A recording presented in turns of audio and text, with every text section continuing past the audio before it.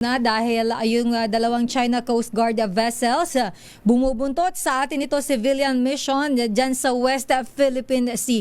Walang kasawa-sawa talaga itong China na ito. RH52 Edniel Parosa sa detalye. Edniel. Sister El, kasalukuyang binubuntutan ng China Coast Guard itong barko ng atin ito civilian mission sa West Philippine Sea. Natukoy ng atin ito itong CCG vessels na may mga hull number 3306 at 21549. Ayos pa ito ng shadowing habang ang MV Kapitan Felix Oca na sinasakyan ng grupo ng mga Pinoy ay nasa layong 54 nautical miles mula sa El Nido, Palawan. Niradyoan ito ng mga dayuhan ng barko ng atin ito. Pakinggan natin itong radio challenge ng China. You have entered sea area under the jurisdiction of the People's Republic of China. Please comply with relevant international conventions and the Chinese laws and regulations.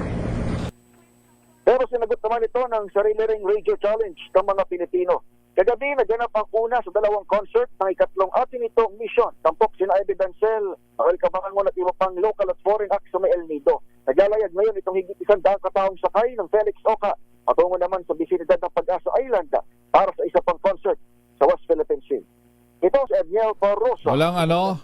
Wala kang audio dyan yung sagot ng radio operator ng sa Philippine side? Meron na kay Raymond. Kung dapat this is a Philippine territory. Iparinig nga natin yung response. Sa mga kuya RHTV, yung 24 seconds ito. Ayan. Yung sagot ng mga Pilipino. Pakinggan natin sila. Sa'yo. Ito lang, hindi ko ipinahanda dahil yung sagot natin. Ito Edniel, iparinig na lang natin, may sa cellphone ko na lang. You're advised that you are currently sailing within the Philippine Exclusive Economic Zone, approximately 42.6 nautical miles northwest of El Nido, Palawan, Philippines. In accordance with the Republic Act 12064 or the Philippine Maritime Zones Act. Yan ang tama. challenge ng ating El Nido lang yan eh.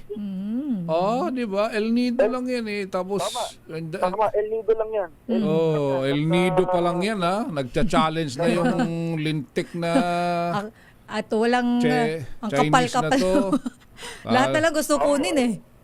Yun na nga. Mamaya siguro kapag mas nakalayo pa. Pero habang nagsasalita tayo dahil mukhang may Starlink yung ating mga kasama doon sa atin ito na atin ito May coalition. connection Mukhang sila. ongoing yung kanilang mission at tuloy yung kanilang paglalayag sa kabila ng presensya at mamaya ay mag-update sa atin nandito naman sa Metro Manila. So yun na latest sa kanilang mission. Balik ulit sa inyo. Kay Raymond at Giselle. Daming bayan.